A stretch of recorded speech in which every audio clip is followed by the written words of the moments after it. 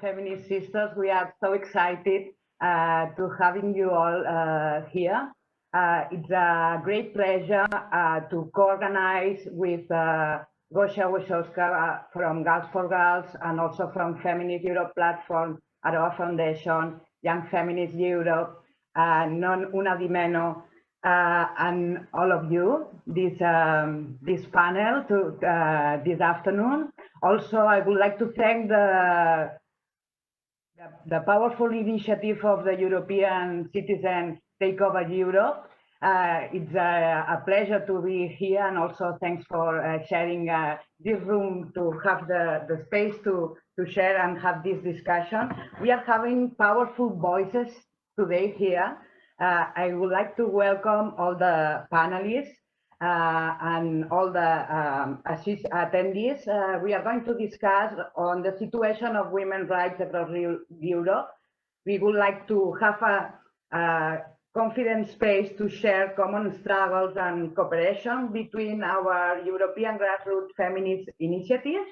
I'm sure we are going to have a very engaged feminist discussion this afternoon. Thank you all for being here again. And please, Gosia, I will give you the floor now for you to moderate this first part. And it's a great pleasure to be co-moderating this space with Gosia Wojciechowska. Thank you. Thank you. That was really cool what you said, Neus, because I feel that today is one of the first days when most of the countries are not in the lockdown anymore. It's a weekend, or such a strict lockdown. It's a weekend and it's sunny outside. So even more, we appreciate you being here, the panelists, and everybody who is watching us live at the moment on Facebook, on different pages on Facebook. What is more, you know, there is something strongly associated to women, which is invisible work. And therefore, I think it's never enough to say thank you to all of you that are behind such events, this panel, but also the whole day that is celebrating the Day of Europe with us. So the Citizens Take Over initiatives, all the women and men involved in it who are not the panelists, who are not the ones visible, but still they're those without whom it would be impossible for us to meet. In this first part, we asked the panelists to present in 5 minutes their responses, their locally grounded responses to the question of how coronavirus and the pandemic is changing, is impacting their women's rights in different fields, at work, in terms of health, political or civic participation, and gender-based violence. What was first a health issue, a pandemic, then caused the economic crisis, has a huge impact on public health management, political abuse, shifts of priorities, and we would like to hear from you how these things interplay with women's rights and what you do in your countries, in Italy, in Poland, in Iceland, in Spain. So I will call you one by one to please speak up for 5 minutes. I will be the timekeeper for you. We will first go to Iceland. And I would like to unmute Brynhildur. Yeah. Could you please repeat again your full name so we can hear it and try to say it properly the next time? It's Brynhildur Heiðar og Ómarsdóttir. I'm sure you can all say it. It basically means Brynhildur, daughter of Heather and Omar, because we have a system where we are named after both our mothers and fathers, if we so choose. So. But thank you so much for inviting us to be here. This is an incredibly, it's of course an incredible situation, and I'm so excited to be with all of you here to start to formulate a response, a European response for civil society, for feminist society, to alleviate the effects that we are already seeing in our societies. I want to give you a short update on our situation in terms of work and political situation. Iceland has weathered this pandemic fairly well, and we seem to be over the worst part of this first wave. As of today, there are only 2 people in hospital, and there were only a handful of infections that were found last week. And so we are already beginning about talking about releasing the worst of the restrictions in the country. However, this does not mean that we have escaped unscathed, because we are facing an economic devastation that we haven't seen in modern memory, at least not since the population works in the tourist industry, and the majority of those are women, so they are going to be heavily affected by this collapse. Unemployment as of today is the worst ever recorded in Iceland. It's 17%, and when you compare it to sort of to historical figures, the worst has been it never reached 10% in 2008 during the last global financial crisis, which hit Iceland very, very hard. So already we are in a situation that is unprecedented. So it doesn't seem so far that there is a gender disparity in unemployment. As of today, more men than women are unemployed, which is actually fairly usual in Iceland. However, the number of women that have been filing claims for unemployment is the rate of women is growing day by day, and we expect that this depression will affect women disproportionately in the coming months, and we need to be prepared with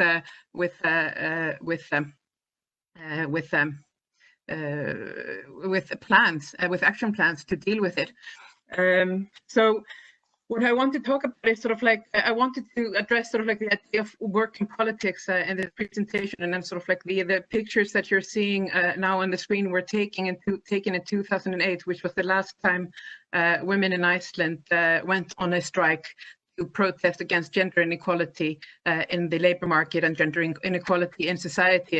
And I wanted to sort of like showcase these pictures to both remind us that we will actually get through this. You know, in the near future, we will be able to go into the streets to protest for our democracy and to protest for equality, and also to remind us that it is this active democracy that is going to be absolutely crucial in planning our way forward. Because without a mass movement of people working towards a better world, sort of like we will not be able to accomplish what we have. In Iceland, it is these protests of women during the women's strikes. We have gone on strike 6 times in the past 40 years, and it is without if it is those protests that have been proved the spur for change. Changed our politics, that changed the discourse in society and at the highest level of government to actually affect the legislative changes that has made Iceland as equal as it is. Well, we're not completely gender equal, but we're getting there, and it's due to all women and all people who go out and protest in the streets. So I wanted to talk about sort of like what I want to focus on today is that we need to think about how we're going to be planning the recovery from the COVID pandemic and from the economic and political chaos that's going to follow. And I'm going to talk about sort of like how for example, in Iceland, the Icelandic government has already passed one economic recovery package, which was heavily criticized by feminist organizations and by civil society in Iceland because it was very flawed. It was an economic package that focused on construction, on building roads and infrastructure, and sort of like, and this is a field that is heavily dominated by men in Iceland. 94% of those that work in construction in Iceland are men. So these efforts that the government sort of like put forth as its first package to help the economy, it's going to help men and not women. And so this package was criticized by civil society, and now a second package, due to this criticism, a second package which is much better has been introduced before Parliament, which includes more social initiatives. So, for example, now they're debating increasing the number of psychiatrists in the healthcare systems, to increase funding to fight gender-based violence and violence against children, to add more support citizens and to families, especially families and caregivers of disabled children and immigrant children, to offer more support for job seekers and students, and support and also this is fantastic news, support to independent media, because we've seen that there has been a collapse of advertising revenue for independent media, but now we need independent media more than ever to help us navigate this crisis. However, this doesn't mean that the package is perfect, and we need to always sort of like, we in civil society, we need to focus on where the money is going, and so we need to sort of like subject it to gender sensitive reading and offer criticism where criticism is necessary. So, for example, in this package, there is they want to increase funding to innovation companies and initiatives, and this is something that at first appears to be gender neutral, but based on past experience, innovation grants tend to go to companies or people that work in technology and science, which is a field that more men work in than women. But initiatives and projects in the social sciences and humanities, a field where women or where there are more women, they are less likely to be funded. Also, I'm sorry, there's one more minute and then I'll have to stop. 1 minute. All right. Oh no. All right. Well, I actually Yes. sort of like I will. Well, I will basically then sort of like I will basically sort of like I will just then continue on with the discussion. But I think sort of like the main point, we need to sort of like, as a feminist movement, we need to focus on where our next steps, the recovery that will be beginning. Sort of like, we are only at the beginning of an economic and political crisis. There's a lot of money that's being now allotted as we speak in the halls of power in government to forces recovery, and we need to be very active in reading those bills and seeing where the money is going, and pressuring the government to actually put money and to focus everything on gender sensitivity. And also to do that, and this is also for the future, we need to get more women into government. We need to get more women into places where they are writing these bills and making the decisions of where the money is going. And that's going to be that we can do that together. And I'm so excited to be here with you today to help start a pan-European cohesive initiative where we can sort of like support each other into sort of like pressuring our government and doing the right thing and creating a better society for all coming out of it. Thank you. As you said, there are plenty of problems, but we always see opportunities related to them. I mean, feminist movements are built on problems and issues that we notice, and then we try to answer to them. So that's why we invited you to speak today as well. Thank you so much. We're going back to our panelists. We're moving from Iceland to Italy to listen to Eleonora Mizzoni, who is working with Obiezione Respinta, but also cooperating with Non Una di Meno. Could you please in 5 minutes let us know how COVID changed your priorities and your response to what is happening in Italy? Like first to thank you for inviting us here. This is a truly honor for us. As you said, I will talk about the impact of COVID-19 on women's access to healthcare, in particular to safe abortion. I am an activist of Obiezione Respinta. From 2017, we have been building a map starting that women send us every day to monitor conscientious objection in our country. The testimonies of women are a very empowering tool. Every woman can recognize herself in other women's stories, and coming out from that feeling of guilt and isolation that abortion brings with it, due to the moral judgment that is ascribed to it. We think that we need to build a culture in which talking about abortion becomes as normal as the procedure itself. And the first step for us is definitely to give space to women's stories and stories. Years, our map has also been useful to local groups of Non Una di Meno, as you said, which were able to organize themselves in various ways. to sanction the pharmacists, because in Italy many pharmacists refuse to sell the day after pill, the morning after pill, to organize demonstration claiming the right to free and safe abortion, to build mobilization, to have our say to politicians in the field of sexual and reproductive health. Because in our country, access to abortion is normally severely hampered by conscientious objection. 7 out of 10 refuse to practice abortion and are authorized to do so by law. And medical abortion is strongly discouraged, for example, with a mandatory 3-day hospitalization. Essentially, abortion is often made more distressing because of the many additional obstacles that women has to overcome. Obviously, starting from this condition, the breakdown caused by COVID-19, which has 30,000 deaths until now, has also impacted on the reproductive health of women, in particular the access to abortion, due to the large numbers of patients who have filled the hospitals in these 2 months. But in other European countries, governments have taken measures to guarantee access to safe abortion during coronavirus crisis. For example, a telemedical service for medical abortion has been set up in Great Britain. On the other hand, in Italy,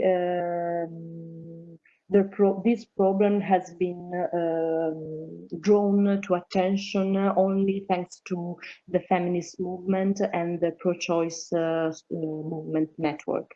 Since the first days of lockdown, which began in Italy in the early March, many people have reported us various cases where essential services has not been provided. Closed clinics, general practitioners who have suspended visits, hospital moved abortion departments or suspended the practice of medical abortion. And an awful and leading communication has contributed to was not clear, so users didn't know what to do in this new difficult situation. So for us, these conditions are unsustainable for several reasons, for several levels. The government decree that we need to stay home to avoid contagion, and as a result of what I said, women are the only one who have to move, exposing themselves, the health worker and their family to at risk.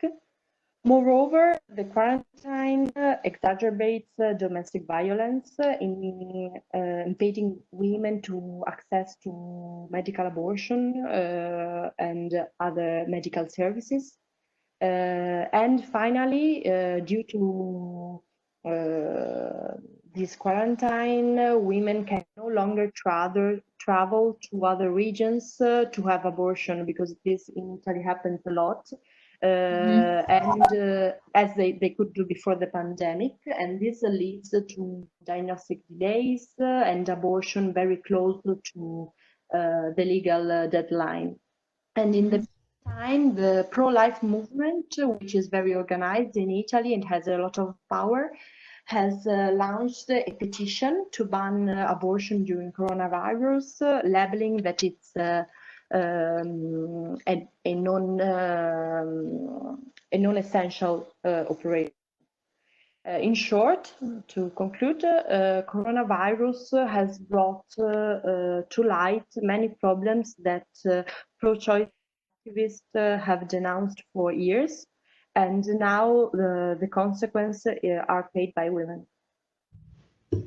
Thank you so much. I think you touched upon subjects that will also be later on discussed by other panelists. I know that Montse, who I would like to get ready, to speak is also going to talk about domestic violence, and the activists from Poland are surely going to say also about how Polish government is trying to change the access to abortion and restrict it even further using the excuse of coronavirus. Thank you very much, Eleonora. For now, I would like to hear ask Montse, please, to take floor. She will speak in Spanish, and then she'll be translated by Saskia.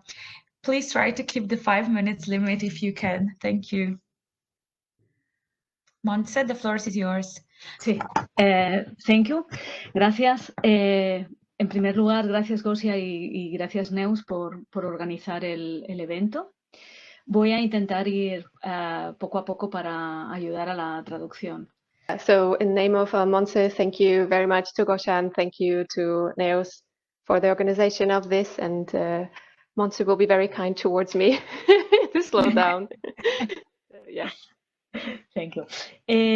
Gracias. Primero sitúo voy a hablar básicamente de España y de Cataluña, donde se ha puesto el foco durante todas estas semanas, donde el coronavirus ha afectado tanto a Italia como a España de forma muy fuerte, y donde la respuesta inicial ha sido la militarización de la epidemia, con un lenguaje militar, con una presencia en España como hacía muchos años que no se veía, con el orden y la seguridad puesta en escena, con un impacto muy importante también en la definición, ¿no?, de los servicios básicos.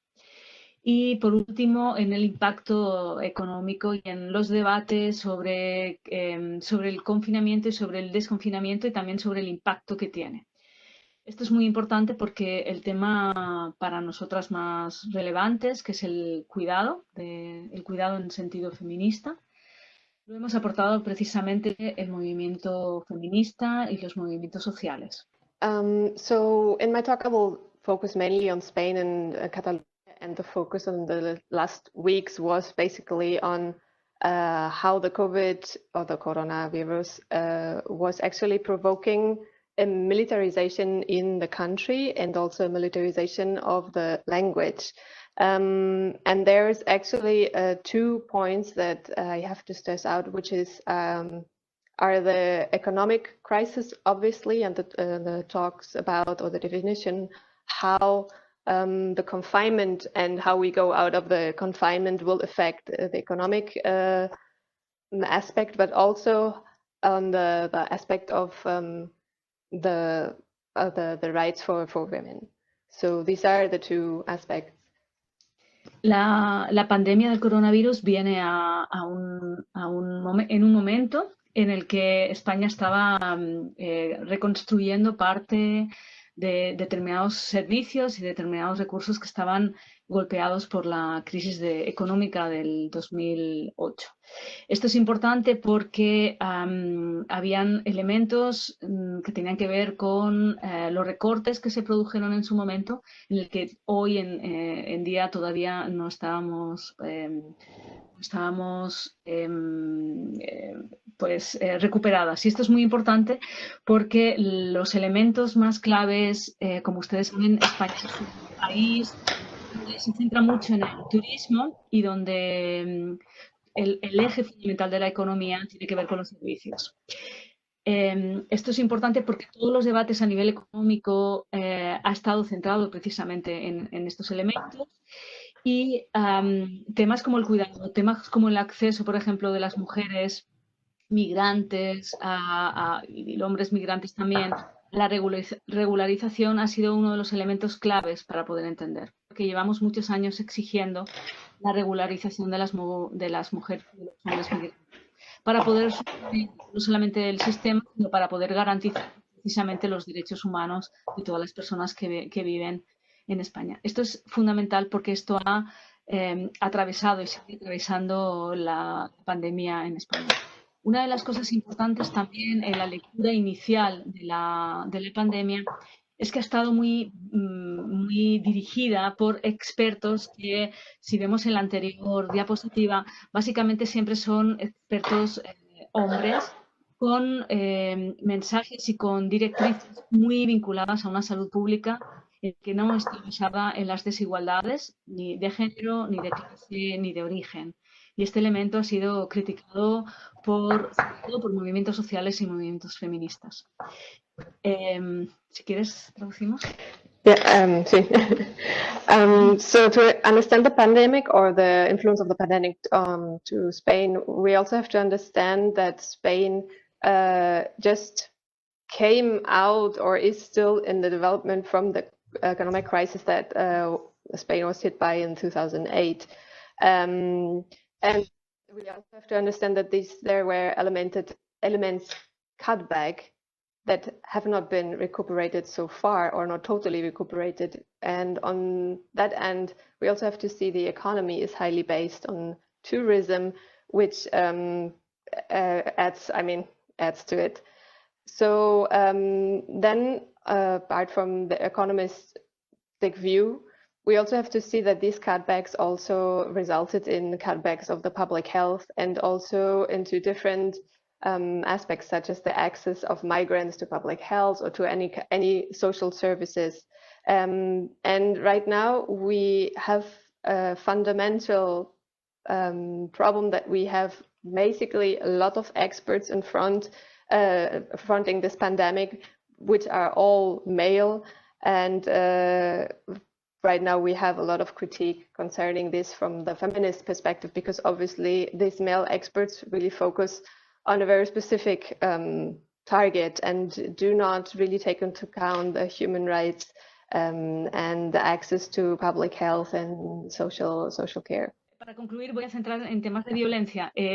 Todas las estrategias en violencia han ido asociadas a violencia a la pareja para alertar de los peligros y del riesgo de vivir con el agresor. Por tanto, los servicios que se han puesto disponibles tenían que ver con teléfonos, con albergues y con enfocar mucho, alertar a las mujeres y a los entornos sobre la situación. Lo que es interesante es que también ha habido una respuesta muy importante por parte de los movimientos sociales feministas para poder autoorganizar también medidas para dar apoyo a las mujeres, tanto a nivel de alojamiento como emocional, como de seguridad.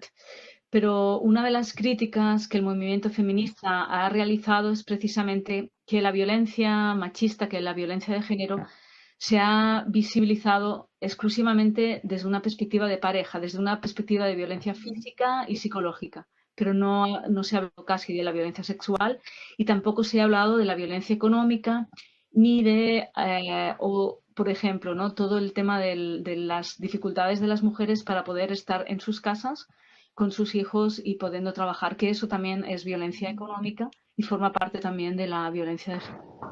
Las medidas que se deben, luego hablaremos en un futuro, pero este es un elemento clave para poder entender también la respuesta tanto institucional como de la sociedad civil. Okay, to wrap it up quickly, and also to touch point with the topic we present here is the domestic violence issue. It is obvious that a lot of women live right now there are a lot of women living in this domestic violence situation, which some of the social services and also services from the feminist movement try to tackle through telephone, internet, email, and there is a lot of help going on for, let's say, for the emotional care, but which is true, which we also have to see, which has received a lot of critique, is that we are focusing basically on gender-based violence, but do not focus so much on sexual violence and also on economic violence, which is obviously should be one of the focuses as well. Because if we also look at the point that women are at home with their perpetrator, maybe, but also are at home taking care of women, of their children, we have to understand that they are limited to work as well. And these are the sexual violence and the economic violence is something that has been neglected a bit in the talk about the general violence aspect in the pandemic. Thank you very much. Can we put a point right here and see how this situation looks in Poland? Because I know that the next speakers are also going to touch upon this subject. Let's put the point here. Thank you so much. We're going to Poland, to Aleksandra and Iwona. And thank you, Saskia, so much for translating. They represent, well, the organization that I also represent, so Gals for Gals in English, in Polish, Łódzkie Dziewuchy Dziewuchom. I would like to give you floor and ask you to please use your 5 minutes divided into, so 2.5 per each person, to say what's going on in Poland. Okay, thank you very much. I hope you can hear me well. Yes. So I will begin by giving you the outline and drawing the baseline of the situation in Poland before the coronavirus, because I think this was the quite important prelude to what's happening now and what our government is giving us at the moment. And after that, Aleksandra Knapik will take over to tell you what has changed during the pandemic and what new ways of coping with this we had to develop. So probably some of you know that since 1993, abortion is completely banned in Poland with 3 small exceptions. So it's allowable in the case of rape, the severe and untreatable malformations of the fetus, and in the case the woman's life is in danger. Despite those exceptions, the doctors can still refuse to perform the abortion, calling upon their conscience. The majority of contraception is prescription only. Up until recently, part of the IVF program was state-funded. And for a really short while, the Plan B pill was off the counter.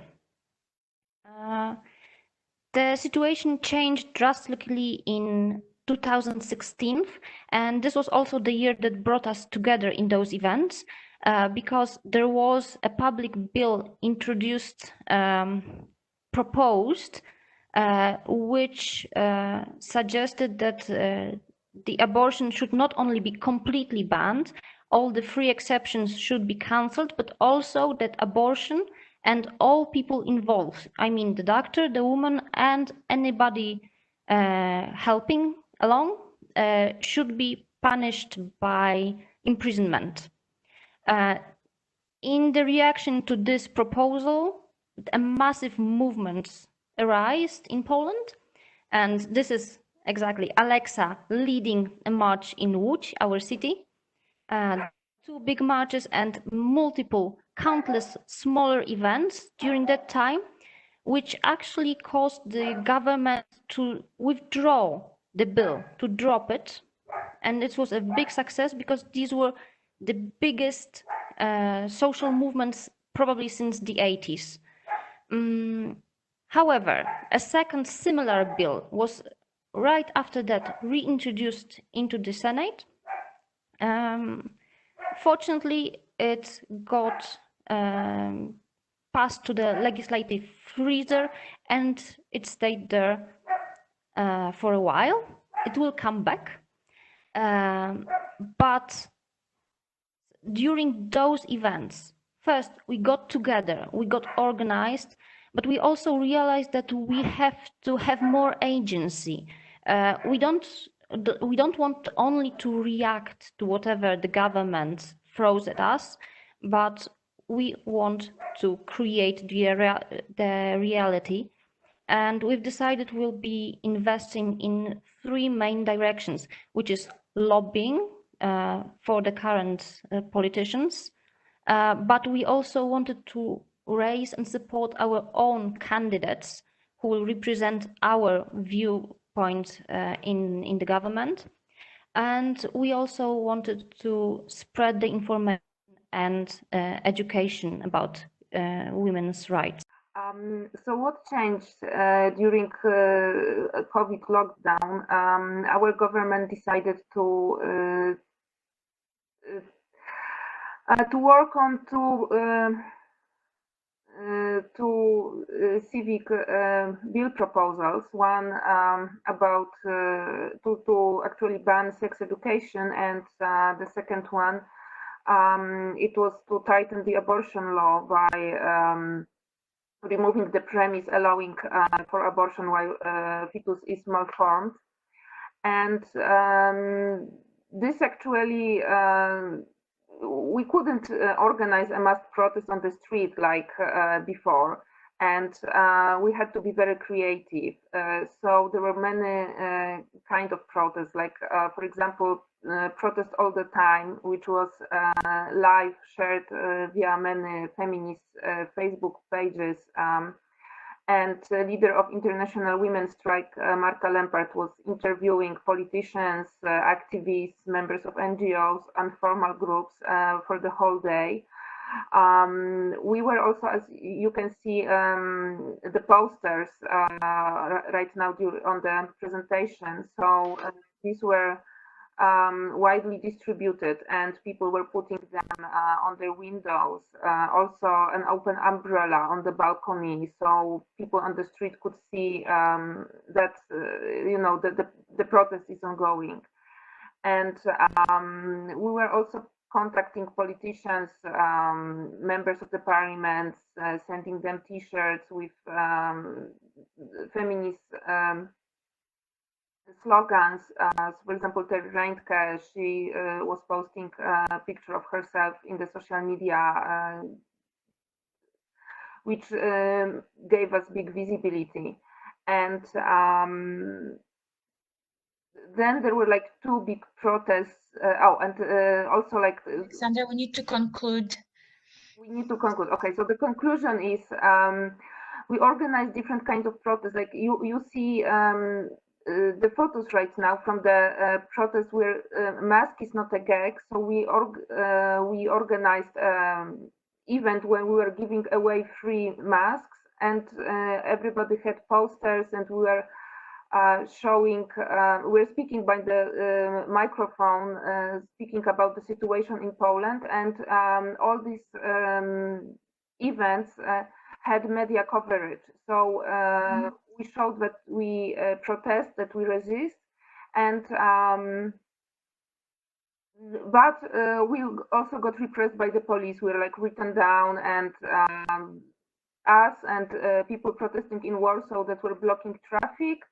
Now we have like that we broke the quarantine, and we will probably there will be like some legal things going on. Consequences. Thank you. I need to stop you here. Thank you so much. I think what is important from what you said, especially, is that even though we were all put in lockdown, there were still some creative ways to protest. What is weird that we actually had to protest against these things at the moment now when all the forces should be directed to help and getting rid of the pandemic, right? Thank you so much. We're going back to Catalonia with Almudena, that will talk about health issues again, and give us even more complete picture, and let us understand better of what is going on there in their region. I'm giving the floor to Almudena and to Saskia again to translate her. Muchas gracias, Gosia y Neus, por la oportunidad de compartir ese espacio con todas vosotras. Voy a intentar ser muy rápida por el tema de la traducción. Yo básicamente voy a hablar de derechos sexuales y reproductivos, que, como sabéis, son aquellos derechos humanos que son los menos reconocidos, los menos protegidos y los más vulnerabilizados antes del COVID, ¿no? Antes de la pandemia. Thank you, Neus and Gosia, for letting me participate here. I will talk about sexual and reproductive rights, which we all know are already the most vulnerable aspects, even before the pandemic. Con esto vemos nos situamos en unos derechos sexuales y reproductivos en un marco global de auge de los fundamentalismos, de auge de los partidos de extrema derecha, de un neoliberalismo exacerbado, de desmantelamiento de los servicios públicos y, por lo tanto, llegamos así a ese punto a la pandemia y lo que sí identificamos desde el primer momento es un impacto específico y concreto sobre los derechos sexuales y reproductivos. Creo que se ha acotado un poco al principio, perdón. I think I couldn't get the first part, but so because of the actual movement into extreme, I think it was into extreme neoliberalism, we already see in the pandemic that there's already a very huge impact, a very concrete impact onto the reproductive rights right now. Sí, y vemos este impacto directo, en primer lugar, por las medidas de confinamiento y de restricción de movimientos. En un segundo lugar, también por el paquete de medidas económicas, sociales y laborales que implementa el gobierno español para hacer frente a la crisis económica derivada de la pandemia. Y lo que vemos enseguida es que, debido a la falta de servicios públicos de calidad, debido a las políticas austericidas que hemos estado sufriendo, en un primer momento los profesionales sanitarios se derivan a dar respuesta a la pandemia, cerrándose servicios sanitarios de salud sexual y reproductiva, cancelándose posibles pruebas de enfermedades de transmisión sexual y impidiendo, ¿no?, poder ejercer esos derechos sexuales y reproductivos al conjunto de las mujeres y de personas LGTBI en el Estado español. So the concrete impact are actually on twofolded. One is the restrictions that the Spanish government is uphoning us for, like the general restrictions of the pandemic, and the other ones are the economic restrictions that occur due to restricted labor, also restricted obviously from the government. So there is an incoherence with the public services and also the sanitary services that relate directly to reproductive services, which are just closed down. There are right now no tests to actually, to be honest, I don't know how to translate that, to test for sexual transmitted diseases, for example. So the rights, the reproductive rights are really strongly affected by the restrictions. Como hay muy poco tiempo, me voy a centrar en el caso del aborto, del derecho al aborto. ¿Qué ocurre con las medidas de restricción de movimientos y de confinamiento? En el Estado español hay territorios, municipios enteros donde es imposible ejercer el derecho al aborto porque no hay capacidad, porque no hay servicios o porque hay objeción de conciencia, y esto ha obligado siempre a las mujeres antes de la pandemia a desplazarse a otros territorios, a otros municipios. Ahora, con unas medidas de restricción de movimientos donde está prohibido desplazarse a otros municipios, a otros territorios, hay muchas mujeres que no pueden acceder.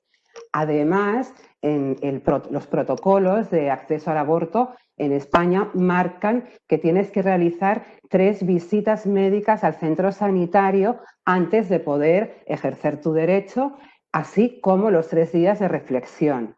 ¿Qué ocurre? Estamos diciendo que las medidas de confinamiento son la única forma de protegerte a ti y proteger a la población, pero estamos obligando a las mujeres a desplazarse a 3 visitas a centro sanitario, exponiéndose de una manera muy cruenta al posible contagio de la enfermedad. Pero es que además al resto de mujeres que no pueden desplazarse a otras provincias por muchísimos y diferentes motivos, se les está negando el ejercicio del derecho al aborto.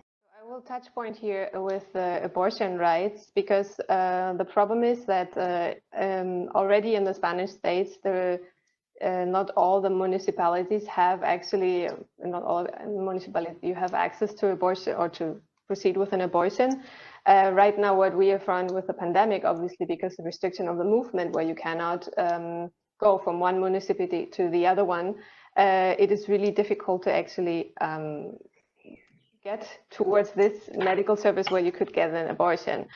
So that is one problem. The other problem is also, in general, you need to have 3 visits at the medical service before you can actually proceed with the abortion itself. So therefore, obviously, we put all the women who have to go through this procedure right now at risk to actually get the virus, because they have to have these 3 visits. And on the other hand, we have these women who are just basically not able to access the service of the abortion right now. So sí, en la realidad, en la vida cotidiana de las mujeres diversas, que enfrentamos diferentes realidades, es muy difícil en un momento de confinamiento para muchas de nosotras poder ausentarnos de nuestro domicilio. O bien porque si necesitas abortar y estás al cuidado de personas dependientes o de criaturas, no puedes ausentarse y dejarlas solas. En el caso de las mujeres menores españolas, está prohibido, el aborto está dentro del Código Penal para ellas y necesitan el consentimiento de uno de los progenitores para poder abortar, y además necesitan poder ausentarse del domicilio. Muchas veces las mujeres jóvenes no quieren, no pueden informar a los progenitores de que necesitan ejercer el aborto y por lo tanto tampoco tienen la medida de poder ausentarse del domicilio. Hay mujeres que están durante el confinamiento conviviendo con su agresor porque sufren violencias machistas y también violencia sexual y se enfrentan a embarazos forzados no deseados. Hay múltiples variantes, múltiples casuísticas que las medidas de confinamiento no ha tenido en cuenta en la realidad de la vida cotidiana de las mujeres y por lo tanto vienen a agravar más la situación. So the current measurements of the pandemic didn't really take into account the different situations of the women who live actually in these situations, which means, for example, some of these women cannot actually leave the house because they are actually in charge of a child or in charge of an elderly person.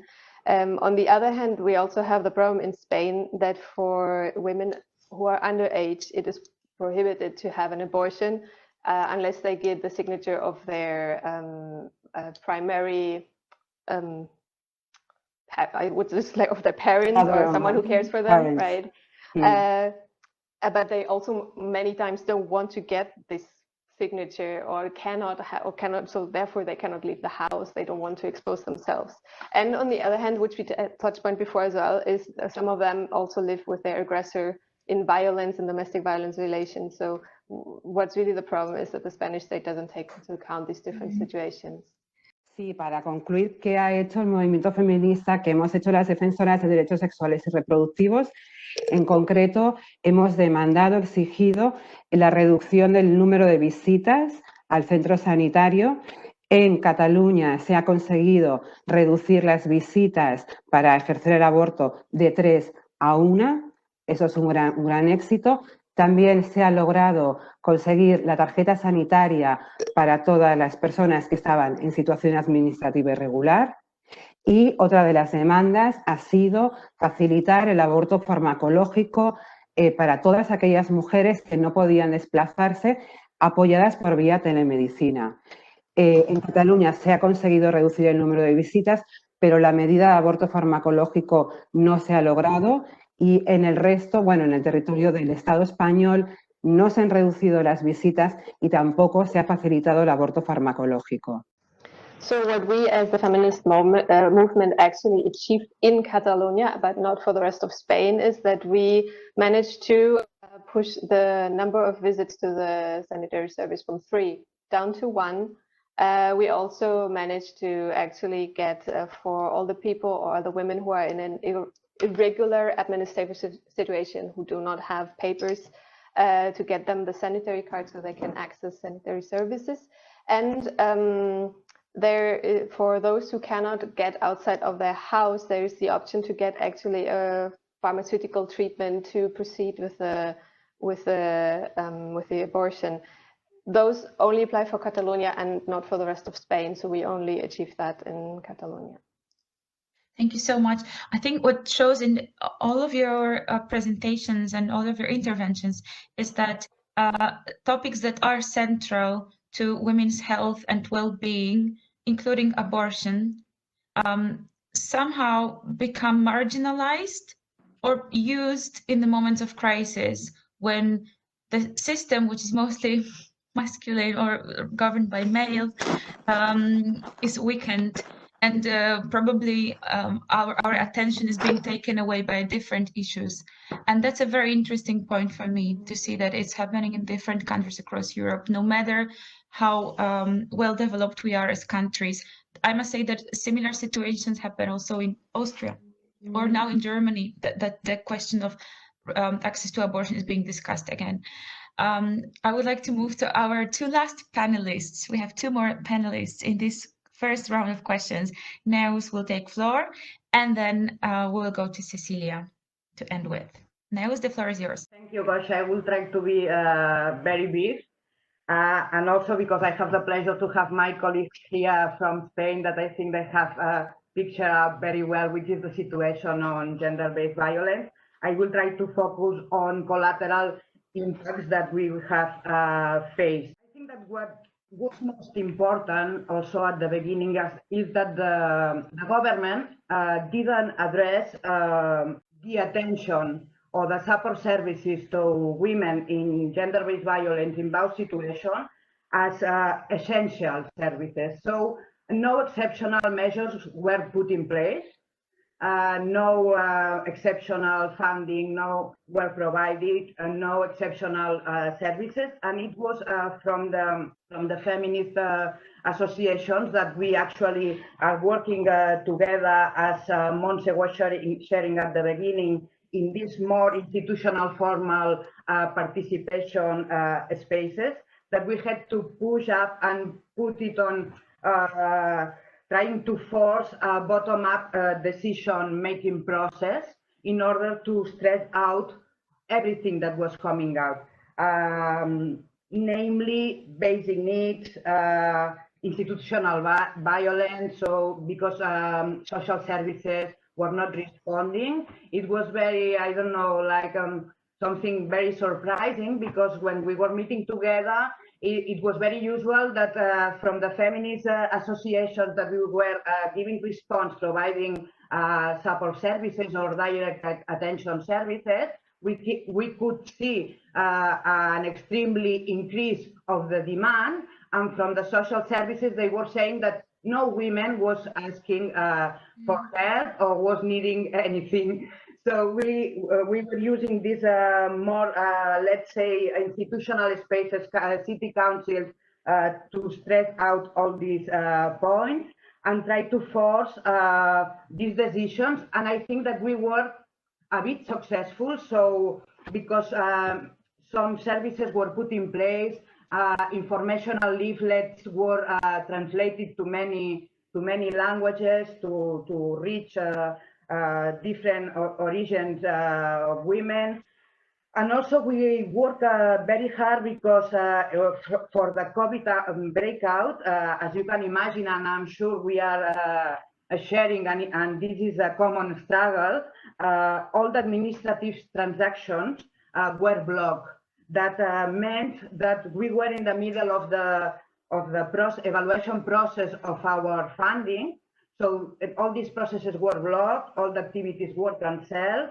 So we start working in networking with all the feminist NGOs, and we launch a campaign that is called We Are Essential, to put light that we are also essential services. And we had a very strong social media campaign, also with media. And we really achieved, also with the hard work that Montse Pineda is doing as a Vice President of the National Council of Catalonia, to try to bring it up from the bottom to up to the government. And actually it makes some results, so they try to speed the process. And it seems that we are going to have an alternative funding for the services we are providing and the work we are doing.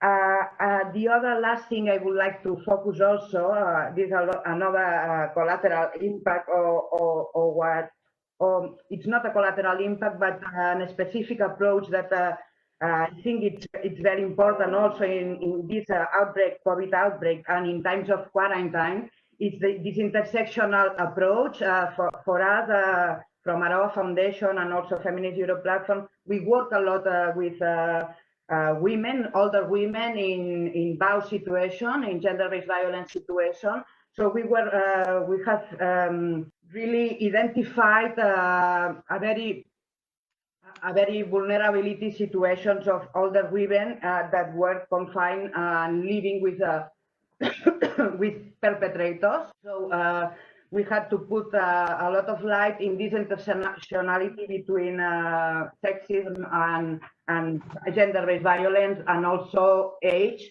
because from the services that are being provided, they didn't adapt all the social services that are usually running to this exceptional situation that speed up the risk of older women in that situation. I think that's all. I wanted to be very short and brief and quick because time is running a bit out, but I'm available for any questions. Thank you, Neus.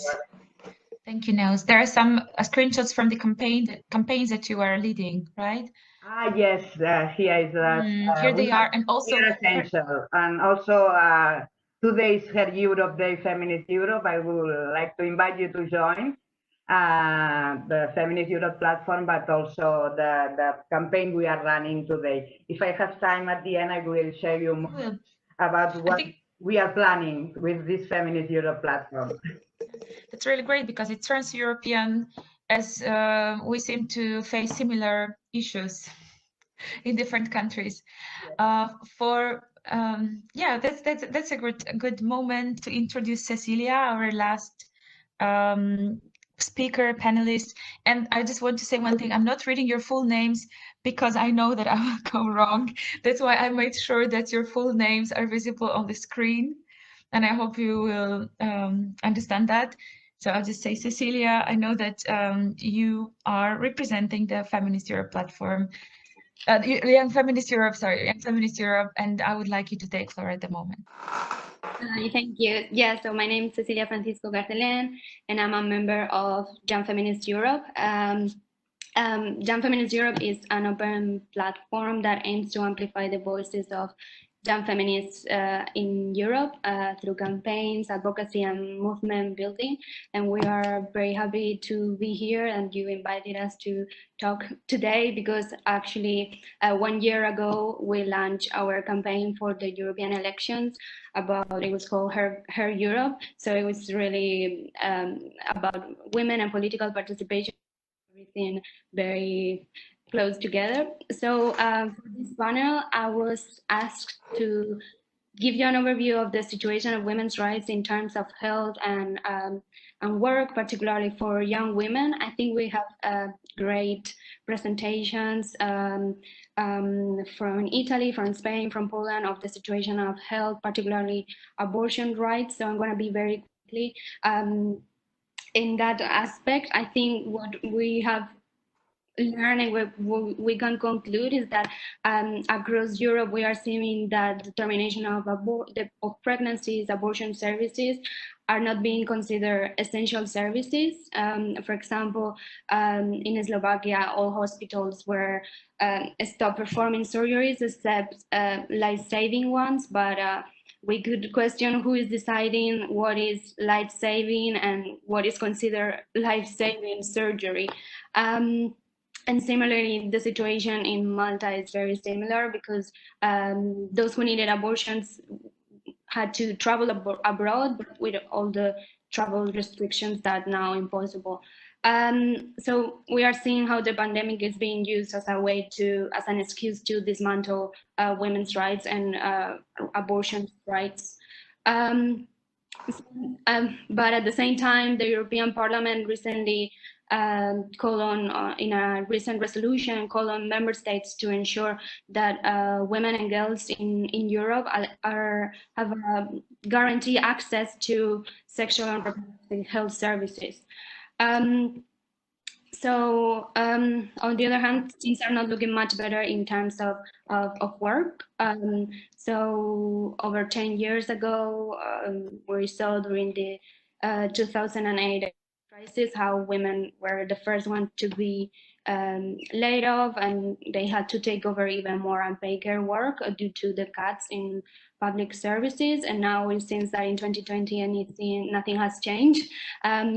We continue to be more likely to use our jobs and end up in a vulnerable situation because we don't have access to employment benefits, because we work in involuntary part-time work, or we are in informal sector.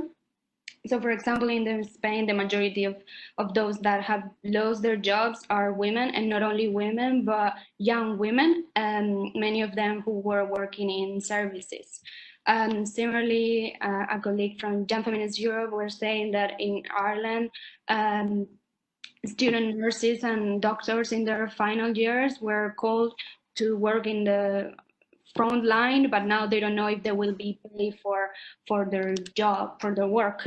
And I think these are examples of how this crisis has exacerbated the precarious working conditions for young women across Europe. Yeah,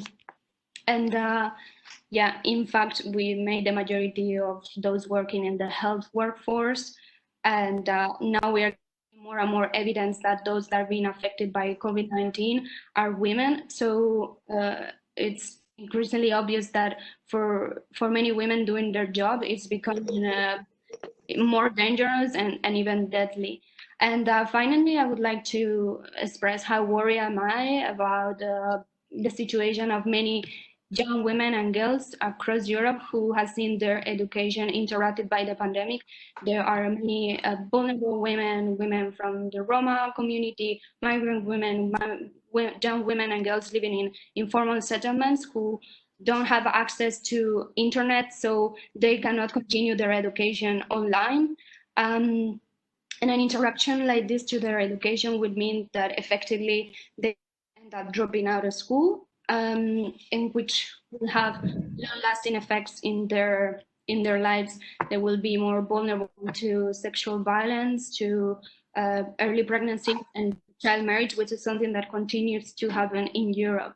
And then to close up, I don't know if being too brief now, but despite everything I said, I'm very excited to see that the feminist movement has been so active during this crisis, this pandemic, and despite the distance, we are finding ways to come together, to connect, and yeah, spaces like this panel. So thank you. Thank you very much, Cecilia. It served us to shed the light on different aspects that interplay and are perhaps even more visible now in times of COVID and the pandemic and everything that followed it. So I would like to thank you again. And Neus, I would like to give the floor to you because you're moderating the second part. If you like, we can just follow the same order in order to share which initiatives or ways that maybe you would like to share in order to strengthen our cooperation of the grassroots feminist movement in Europe. And we can start with the feminist sisters from the Icelandic Association. I'm not able to pronounce your name. I'm so sorry. We can just follow the same order. That will be easier because the time is short, if it's for all of you. No, I think that, yeah, I think sort of like, I mean, this is an excellent start. I think we have this moment has been a time to reorient us who are working in activist work for so long. So like we live in Iceland, which is a country that is isolated. We're in the middle of the Atlantic. We actually can't take the train to you. We need to fly and plan for all our travels. And this is no longer possible, but funnily, for the last month, I've had more interaction with feminists in Europe than I have in the past year, right? Because we are all now working electronically, and we are now conversing daily to plan further action. And I think sort of like that, as we need to use this as an opportunity to change the way we work, sort of like as a collective, like that we do not have to have a physical meeting to plan action. So I think this And I mean, also we are planning sort of like in Iceland. We think that we obviously, as soon as we can, we're going to start organizing again panels and meetings and protests. Or like, but we need to always. I think from this point on, we need to have an electronic part to those events, and that's also very important to focus on. Equal access to our events. We in Iceland we are located in the capital Reykjavik, where most of the population is. But all the events that we plan here in Reykjavik,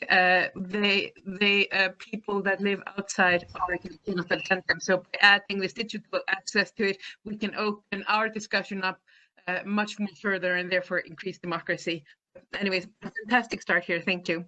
Thank you so much for your contribution, because I think you were so you touched, because it seems that now we are more in touch with online collective movements than what we used to be. Thank you for that. Eleonora, would you like to share with us Feminist? Sure. Yeah, from my point of view, networking and sharing problems and experiences is a big goal that we must try to reach, and that we are already experiences on occasions like this. It was incredible to hear Almudena Rodriguez's intervention, Spanish situation, for example, and find myself so much in her words. I would also manage to achieve all what she said. I wonder if then, starting from our national specificities, from our work on the territory, if we can pool the tools we have built so far to have more strength together. We should, of course, avoid the homogenization of the different positions. The differences must be valued. For example, let me give an example of our experience. Our map is available to other nations to replicate the mapping, which must absolutely not be the same as ours, because, for example, not all countries have the same scourge of conscientious objection as we do, but rather adapt to local needs. I give you a concrete example. A concrete example is objection denegada in Argentina, done by a trans feminist group that was inspired by our project.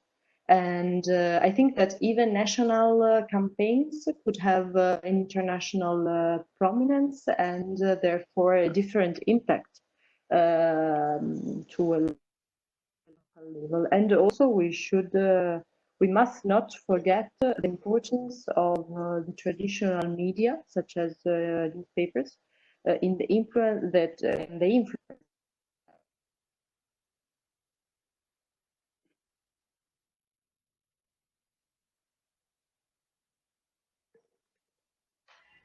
Thank you very much, Eleonora, for your contributions. I will give the floor now to Montse. I'm sorry, I'm going a bit quick with the time. Voy a hacer una síntesis de lo que había quedado anteriormente. Simplemente es como recordar que hay una sobrecarga de trabajo y que tanto a nivel de sanitaria como con las mujeres precarizadas o con el tema del teletrabajo, que es un tema muy importante, ¿no? Sí que quería resaltar el tema de la mayor exposición de las mujeres monomarentales, o sea, de las familias, sobre todo de las mujeres, tanto con el tema del teletrabajo, en general con la situación, ¿no? Y un elemento que no ha salido tampoco antes era el tema de las trabajadoras sexuales y las dificultades que han tenido, ¿no? Entonces se han realizado diferentes iniciativas tanto a nivel gubernamental como a nivel del movimiento feminista para dar apoyo, incluso con grandes fondos, bueno, con fondos que han sido creados también por las propias trabajadoras sexuales. El tema de los fondos que han nacido también del movimiento social y movimiento feminista ha sido muy importante y creo que es también a tener en cuenta para la segunda parte, ¿no? Para ver qué estrategias también tenemos que tener, porque los fondos y la economía y es un elemento que forma parte también de la respuesta feminista, ¿no? Un elemento clave que tiene que ver con las dificultades en España y en Cataluña tiene que ver con la vivienda. Y las medidas que se han ido tomando con la vivienda no solamente son insuficientes, sino que han agravado precisamente la perspectiva que tenemos las mujeres para poder acceder a una vivienda. Y no solo las que viven una situación de violencia con sus parejas, que también, sino en general todas las mujeres, ¿no? Muchas de las mujeres han estado en procesos que sería interesante, bueno, tenerlo en cuenta para el futuro, ¿no? Y por último, es importante porque en todo este proceso que se ha centrado en la violencia, más centrada en la urgencia, no hemos hablado de la responsabilidad de los hombres, tanto con el tema del cuidado, pero también con el tema de cuál es la responsabilidad que tienen ellos como agresores, ¿no? Es muy pocas campañas, no solamente en España, sino a nivel internacional se han realizado y muy pocas acciones concretas que no estén basadas en la militarización o en la seguridad, ¿no? Igual que hay un elemento que creo que tiene que ver con la segunda parte, ¿no? del qué podemos hacer, que tiene que ver con la violencia institucional, el poco recorrido que tiene la violencia institucional en los procesos en el que, como esta crisis es una crisis no solamente económica, sanitaria, sino de modelo de cuidados, de modelos de sociedad, y que nos golpea, ¿no? El sistema capitalista depredador, pues es obvio que también esta situación, no solamente en el análisis, sino en la respuesta, lo tenemos que tener claro, ¿no? Te dejo traducir, perdón. Yeah, thank you. I don't know, there's someone typing. It's really hard for me to understand people talking. If someone is typing, then I hear more typing. Doesn't matter. Montse just kind of explained that she will make a little synthesis of what we have been saying before, and she mentioned that there's well, several things that we have to really like focus on. There's on one hand, there's the problem of the work that women are doing, and that there's like a lot of work, especially also in the terms of the working from home aspect. But there's also the problem in, she mentioned quite well, is that the problem that's nowhere really mentioned is the sexual workers, and how these can be helped right now in the terms of crisis. She mentions that there's the government and also the feminist movements who are actually generating funds right now to help women in these situations. And there needs to be a strong social and feminist movement to generate funds. And she also sees that in the future, this will be also a major impact for the feminist movement to actually generate funds to really like make up for what's being lost right now. That should be the feminist response. And then on another point, there's also the problem in Spain and in Catalonia, the problem of the housing, which has been also a problem beforehand already. But in the perspective of the feminist movement perspective, obviously there are a lot of women living in gender-based violence and domestic violence relationship, and there is, this point has not been mentioned anywhere actually, the housing issue. And also the responsibility of men in this, the responsibility of men facing violence that comes basically from men, and like their responsibility as aggressors and their responsibility also as citizens. And these are important things to take into consideration. And also another point that she also touched point on, which she says also is interesting, and that we should really have in mind, is the militarization of the society right now with the pandemic, and the militarization of the, let's say, the security measurements, and the institutional violence that has been right now approached to. So the crisis is really actually kind of enforcing this kind of model that we have, the very capitalist model, and the militarization kind of making a use of this model, and we should really take this into account and really think about these different aspects. I hope I captivated that well. Montse, you can say your last remark on European initiatives, if you like, in 1 minute, because you had less time before. Creo que es importante para poder cambiar o para poder generar, ¿no?, un nuevo modelo que creo que es necesario en el trabajo de las feministas a nivel europeo. Seguramente es imprescindible que los movimientos más locales, pues como los nuestros en este caso, seamos también agentes transformadores de la forma que hasta ahora los movimientos más europeístas, feministas, han estado moviéndose, porque es imprescindible que el movimiento local pueda no solamente compartir la experiencia como hoy hemos hecho, sino también ser sujetas políticas de las políticas europeas, ¿no?, con nuestra experiencia. Creo que es importante. Y en este sentido, como comentado Neus, también soy la vicepresidenta segunda del Consejo de Participación de las Mujeres en Cataluña y hemos solicitado, lo digo como experiencia porque seguramente esto también tendría que estar siendo pensado y siendo trabajado a nivel europeo, ¿no? Hemos pedido un gabinete para la justicia social, económica y feminista que realmente pueda garantizar, ¿no?, que dichas políticas tengan esta perspectiva, y no solo en el análisis, sino en las medidas reales. Y respecto al tema de violencia, es muy claro lo que necesitamos para poder articular nuestra respuesta colectiva como movimiento feminista, que es como garantizar que tanto la CIDAW, la Recomendación 35, como el Convenio de Estambul, en el que reconoce las obligaciones de los Estados, se pongan en marcha. Es decir, está muy claro el tema de las obligaciones, lo que no tenemos una debilidad estratégica también entre las organizaciones feministas para poder trabajar. Y hay un elemento que creo que ya estamos trabajando, que es el tema del fundamentalismos, que creo que seguramente también Almudena a lo mejor puede mencionar algún tema en este sentido, pero la lucha contra los fundamentalismos está claro que tiene que ser uno de los ejes del movimiento feminista y del movimiento para los derechos de las mujeres. Porque, por ejemplo, ahora en España ha habido un castigo hacia los discursos más dirigidos por las mujeres, ¿no? Se ridiculizó, por ejemplo, que la consejera de Salud del gobierno catalán se pusiera a llorar por el impacto que tenía determinadas decisiones, o por ejemplo los partidos ultras en el Parlamento español están negando actualmente todavía la violencia. Por tanto, la lucha a nivel europeo contra los movimientos ultras debe seguir siendo un eje fundamental para todas nosotras. Perdón por la traducción, compañera. So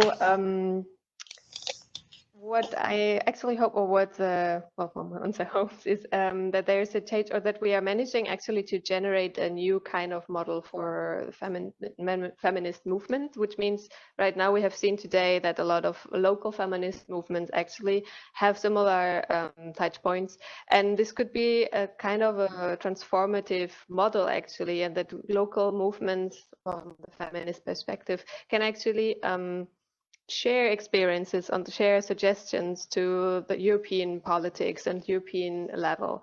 So this is a great a change towards that. And then she also mentioned that she's the second vice president, but then I didn't really understand. I'm sorry. You're second vice president of the National Council for the Women of Catalonia, I think, to remember that well. And there has been a cabinet created for the economical and social focus on women and the feminist topics. And actually, we should really focus together on the topic of the violence, the topic to actually be able to finally set in place the Istanbul Convent, and to also focus on the let's say the combat against the fundamentalism. And this combat against the fundamentalism should be a feminist combat or led by feminists. And this is something that we should really take into account. And then just to actually end it a bit, or to like framework it a bit, there was also right in Spain right now there was also the right-wing party which is really present right now, and the ultra which is I don't know how to translate that, the very right-wing party, who is still up to date actually denying the existence of the gender-based violence. And this is also something that is present in whole Europe, and we should really focus also on these aspects. I will quickly give the floor to Alexandra Millona. If you want to share your last remarks on the European grassroots feminist cooperation. So very shortly, I would like to say that we should be political. We should be in contact with our MPs and also European politicians.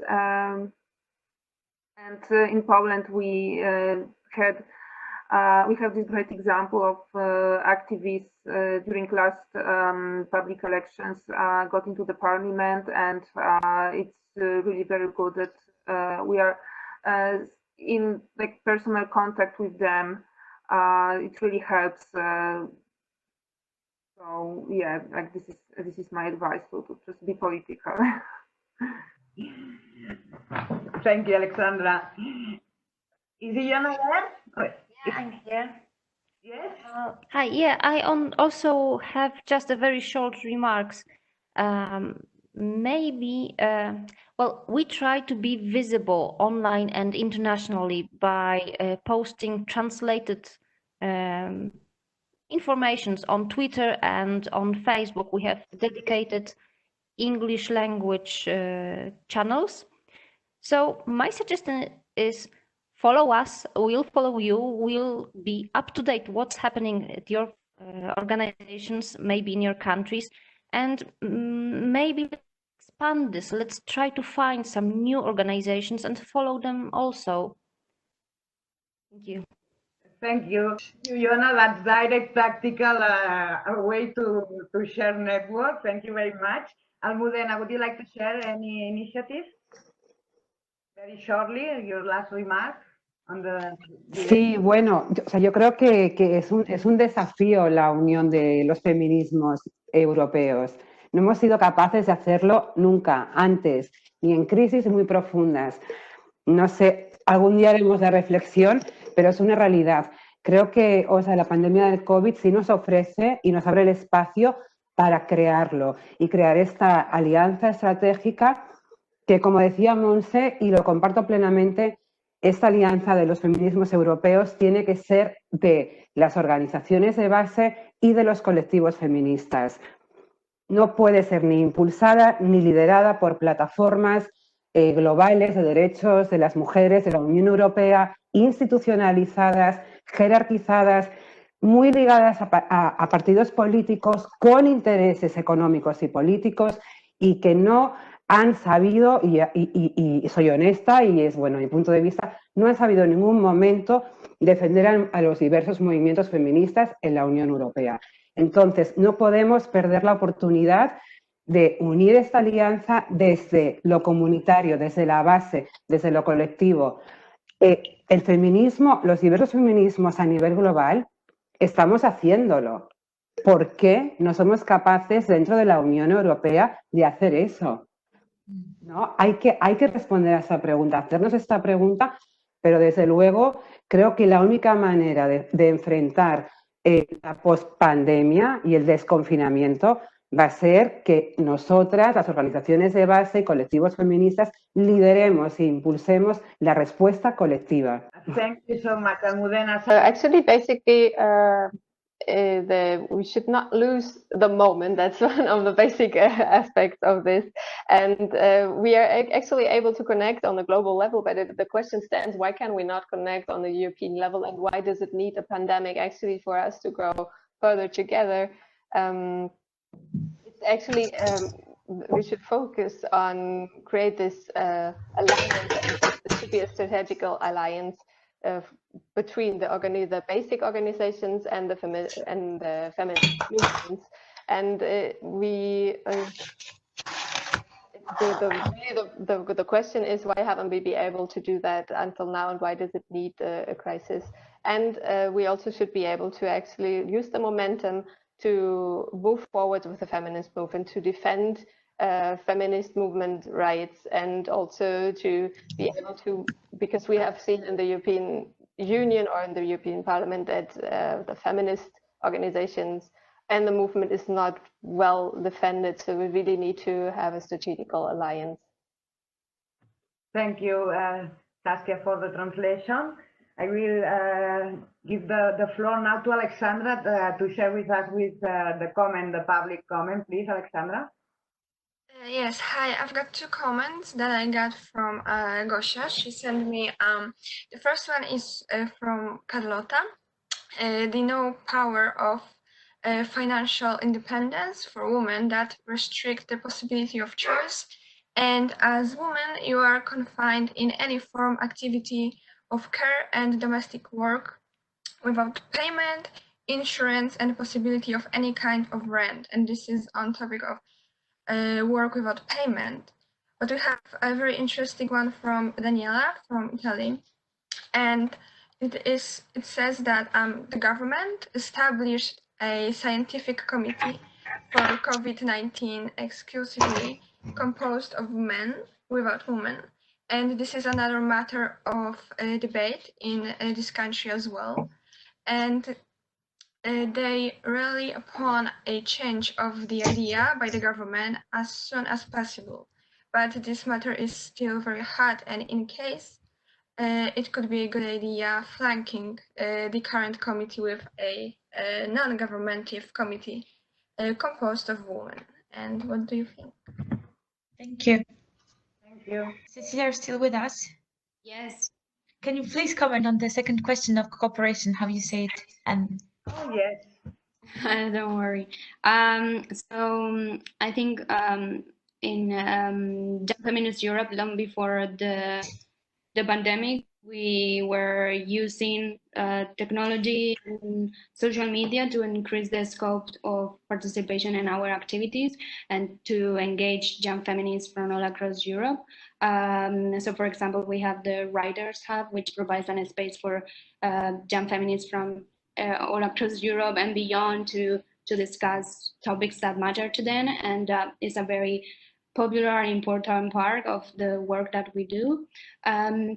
And then recently we launched an online space because we are part of the Civil Society Advisory Group for the Generation Equality Forum. So we launched an online forum space in this platform called Mighty Network because we aim to promote meaningful participation of feminists. So, so we are trying to create these online spaces to work across borders because I think this new normality that is created by the pandemic has shown us that